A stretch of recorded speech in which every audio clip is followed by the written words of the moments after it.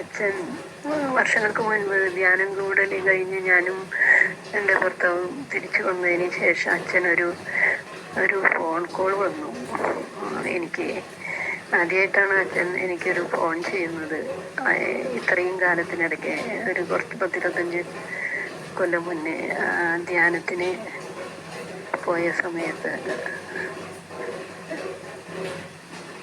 അല്ല 10-12 കൊല്ലം മുന്നേ ചേട്ടൻ അവസാനിപ്പിച്ച് വന്നതിന് ശേഷം ധ്യാനം കൂടിയത് 2016 അവസാനിപ്പിച്ച് വന്നത് ന്യൂലി ഗൾഫിൽ നിന്ന്. അതിനുശേഷം ഞങ്ങൾ ധ്യാനം കൂടിയത്. അതിനുശേഷം വീട്ടിൽ വന്നപ്പോഴാണ് അച്ഛൻ ഫോൺ വിളിച്ചത്.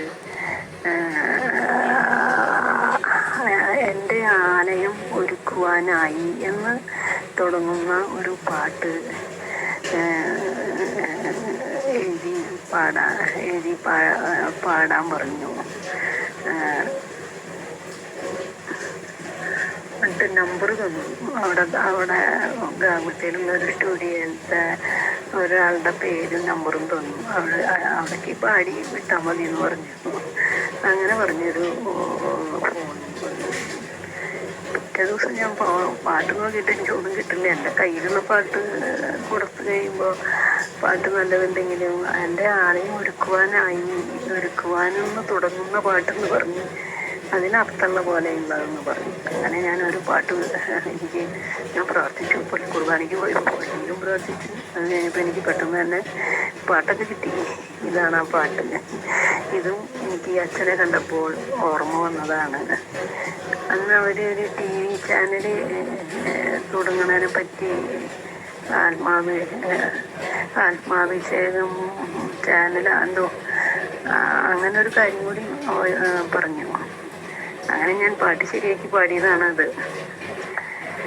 എൻ്റെ ആലയം ഒരുക്കുവാൻ ഒരു കല്ല് പോലും വിലയ്ക്ക് വേണ്ട, ഓരോ കല്ലും യാചിക്കുവാൻ മനസ്സിൻ്റെ കരുണയാണ്.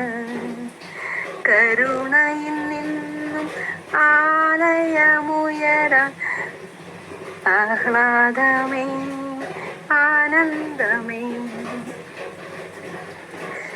ചന്തമില്ല കല്ലിനെയെല്ലാം ചന്തമായി മാറ്റിടുവാൻ, ചന്തമേറിയ മനസ്സിനുടമയും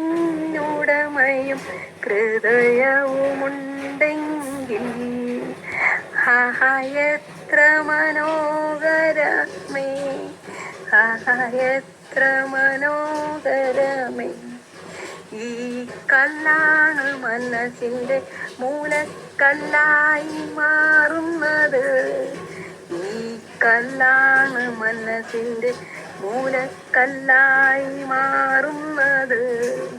സ്നേഹം കൊണ്ട് ഭിത്തിയും ഹൃദയം കൊണ്ട് ജാലകവും പൊട്ടിച്ചിരിയുടെ പൂക്കാലവും മെഴുകുതിരിയുടെ സങ്കടവും. എൻ്റെ ആലയം ഒരുക്കുവാൻ ഒരു കല്ല് പോലും വിലയ്ക്ക് വേണ്ട, ഓരോ കല്ലും യാചിക്കുവാൻ മനസ്സിൻ്റെ കരുണയാണ്. കരുണയിൽ നിന്നും ആലയമുയരാൻ ആഹ്ലാദമേ ആനന്ദമേ.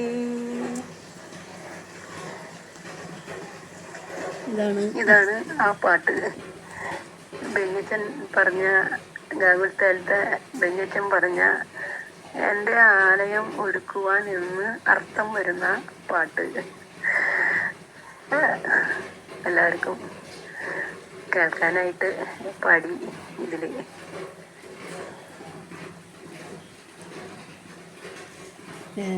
ഈ ഫോട്ടോ വർഷങ്ങൾക്ക് മുൻപ് പാലയൂര് ഭർത്താവിൻ്റെ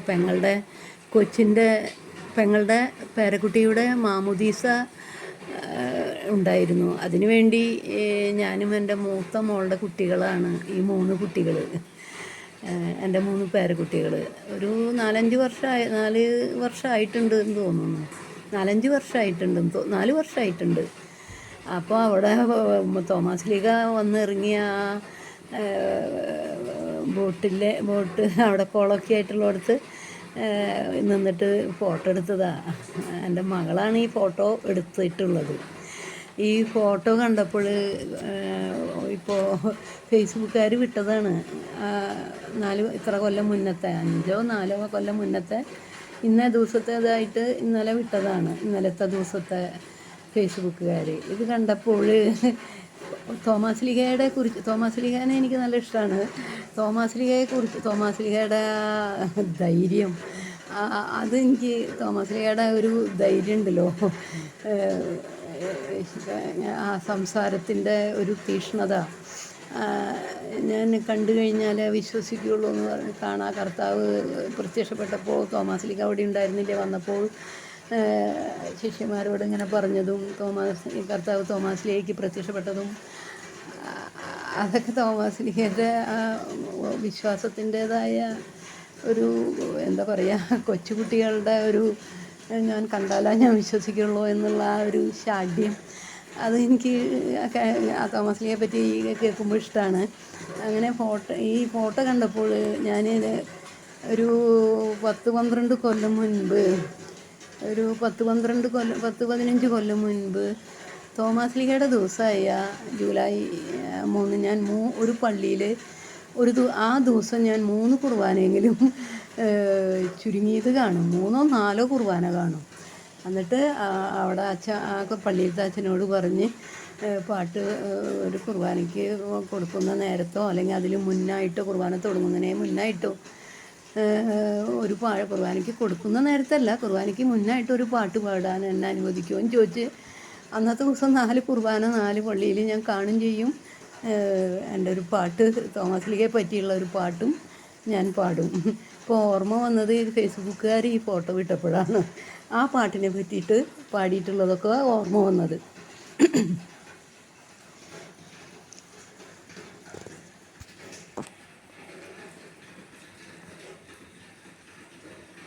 പ്രേക്ഷിതവരണ്യനാം മാർത്തോമാ ശ്ലീഹ ആർഷഭാരത ഭൂവിൽ വന്നു ക്രൈസ്തവ വേദം നൽകി. വിശ്വം നിറയെ വിൺപ്രഭ വിതറാൻ അനുഗ്രഹീത വിശുദ്ധനെ താവകമഹിതര മാധ്യസ്ഥതയാൽ ഞങ്ങളിൽ സുരവരമേകണമേ തോമാസ് ശ്ലീഹായേ. അരുവിക്കരികെ വളരും തരുവോ നന്മ നുകർന്നവനെ, കാലത്തികവിൽ ചൂടിയ മലരും ഫലവും മധുവൂറും തോമാസ് ശ്ലീഹായേ. സ്നേഹം ശരണം വിശ്വാസമിവ സൽഫലമാണല്ലോ, ഞങ്ങൾക്കും തവ നൽവഴി പുണരാൻ അനുഗ്രഹം തരണേ തോമാസ് ശ്ലീഹായേ. ബലവത്തായൊരു പാറയതിന്മേൽ ഭവനം പണിതവനാം, കാറ്റും മഴയും കൊണ്ടെന്നാലും വീഴുകയില്ലല്ലോ തോമാസ് ശ്ലീഹായേ.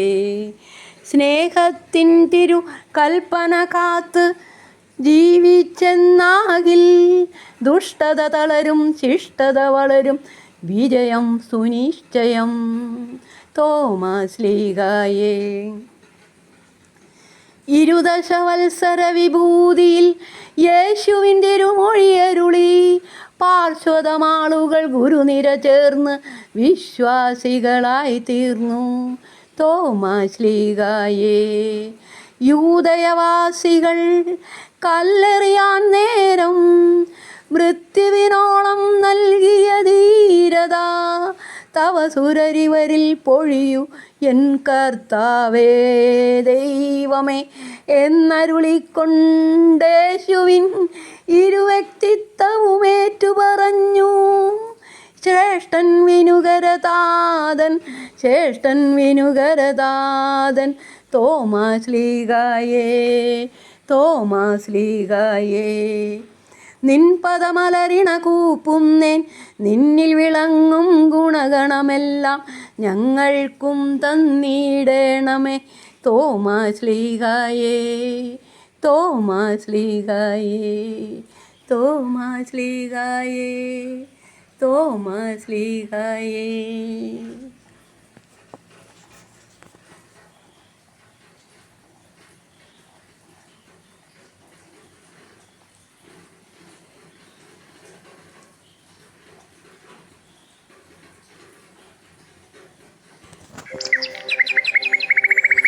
എഫ്രായിം ഇപ്രകാരം വിലപിക്കുന്നത് ഞാൻ കേട്ടു. അങ്ങ് എന്നെ ശിക്ഷിച്ചു. മുഖം വയ്ക്കാത്ത കാളക്കുട്ടിക്കെന്ന പോലെ അവിടുന്ന് എനിക്ക് ശിക്ഷണം നൽകി. എന്നെ തിരികെ കൊണ്ടുവരണമേ. മടങ്ങി വരാൻ എന്നെ ശക്തനാക്കണമേ.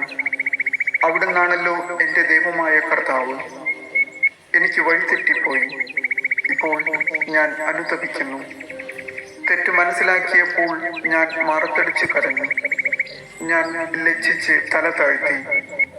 യൗവനത്തിലെ അവമാനഭാരം ഞാൻ ഇപ്പോഴും വഹിക്കുന്നു.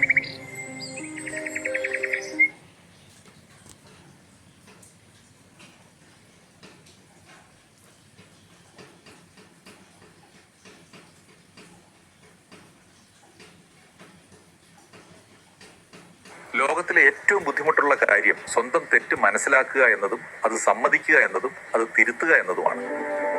വളരെ എളുപ്പമുള്ള കാര്യം മറ്റുള്ളവരുടെ തെറ്റുകൾ കണ്ടുപിടിക്കുക എന്നതും അത് പറഞ്ഞു നടക്കുക എന്നതുമാണ്. സ്വന്തം തെറ്റുകൾ മനസ്സിലാക്കി തിരുത്തുന്നവന് സന്തോഷവും സമാധാനവും വിജയവും ഉണ്ടാവും. മറ്റുള്ളവരുടെ തെറ്റുകൾ കണ്ടുപിടിച്ച് പറഞ്ഞു നടക്കുന്നവന് സന്തോഷം.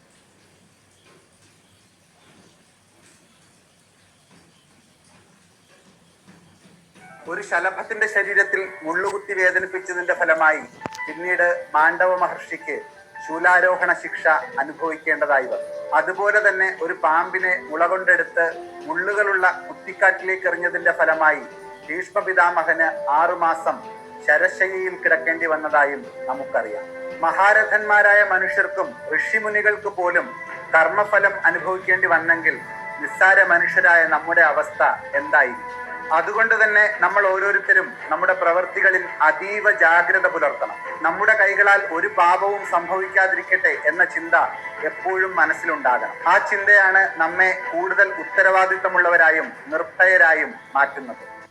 ഒരു ശലഭത്തിന്റെ ശരീരത്തിൽ മുള്ളുകുത്തി വേദനിപ്പിച്ചതിന്റെ ഫലമായി പിന്നീട്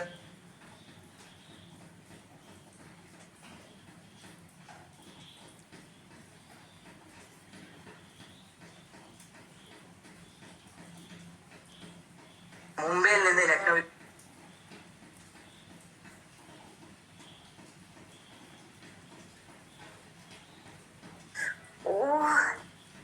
അമ്മയില്ലാതാവുക എന്നാൽ ജീവിതം പഠിച്ചു തുടങ്ങുക എന്നതുകൂടിയാണ്. സഹിക്കാനും ക്ഷമിക്കാനും പഠിക്കും. കുറ്റപ്പെടുത്തലുകളും ശകാരവർഷങ്ങളും കേട്ടാലും കരയാതിരിക്കാൻ പഠിക്കും. പട്ടിണിയൊക്കെ ശീലമായിട്ട് തുടങ്ങും. ഭക്ഷണം കഴിക്കാൻ മാത്രം അടുക്കളയിൽ പോയെടുത്തു നിന്ന് പാചകം ചെയ്യാൻ പഠിക്കും. വീട്ടിൽ ഗ്യാസ് തീരുന്നതിനെക്കുറിച്ചും വിറക് ഉണങ്ങാതിരിക്കുന്നതിനെക്കുറിച്ചും മഴക്കാലത്ത് വെള്ളം വറ്റുന്നതിനെക്കുറിച്ചും ആവലാതിപ്പെടാൻ തുടങ്ങും. ഒരു വീട് എങ്ങനെയൊക്കെ മുന്നോട്ട് കൊണ്ടുപോകണമെന്ന് പഠിക്കും. വിരുന്നുകാർ വരുമ്പോൾ നാണിച്ച് അകത്തേക്ക് ഓടാതെ അവരോടൊക്കെ സംസാരിച്ചു തുടങ്ങും. വീട്ടിൽ ആർക്കൊക്കെ ഏതൊക്കെ ഭക്ഷണമാണ് ഇഷ്ടം, ഏതൊക്കെയാണ് ഇഷ്ടമല്ലാത്തത് എന്നും അവർക്കൊക്കെ എത്ര ഉപ്പ് വേണമെന്നും മുളക് വേണമെന്നും എരിവ് വേണമെന്നും ഒക്കെ മനസ്സിലായി തുടങ്ങും. കയറി വരുമ്പോൾ അമ്മയില്ലാതെ ആളനക്കമില്ലാത്ത ആ വീട് നിങ്ങളെ വരവേൽക്കും. ഇഷ്ടമുള്ള ഭക്ഷണം ഉണ്ടാക്കി വിളമ്പിത്തരാനും വേണ്ടെന്ന് പറയുമ്പോൾ വാരിത്തരാനും ആളില്ലാതാവും. ദേഷ്യം വരുമ്പോൾ തല്ലാനും പിണങ്ങി മാറിയിരിക്കുമ്പോൾ ചേർത്ത് പിടിച്ച് ഉമ്മ തരാനും മടിയിൽ കിടത്താനും ആളില്ലാതായി മാറും. പിന്നീട് നിങ്ങളുടെ പിറന്നാൾ പോലും ആരും ഓർത്തൊന്നും വരില്ല.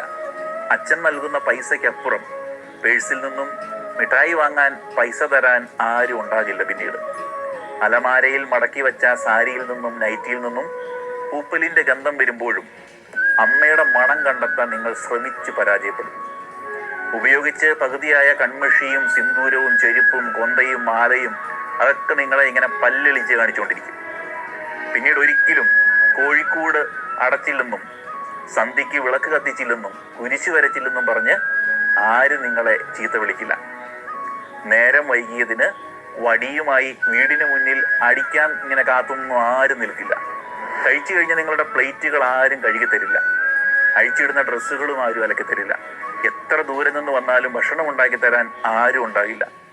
നിശബ്ദമായ അന്തരീക്ഷത്തോട് നിങ്ങളിങ്ങനെ പൊരുത്തപ്പെട്ടു തുടങ്ങും.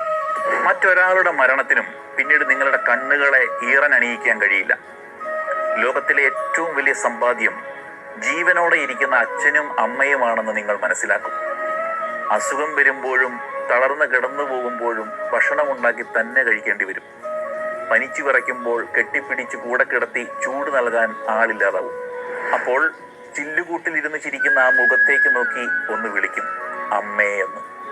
ആ വിളിക്ക് 1000 അർത്ഥങ്ങളുണ്ടാവും.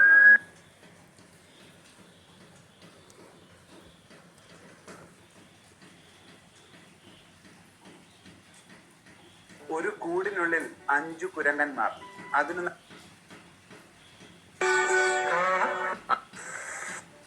അങ്ങനെ ഒരിക്കൽ ഒരു ഞണ്ട് കടൽ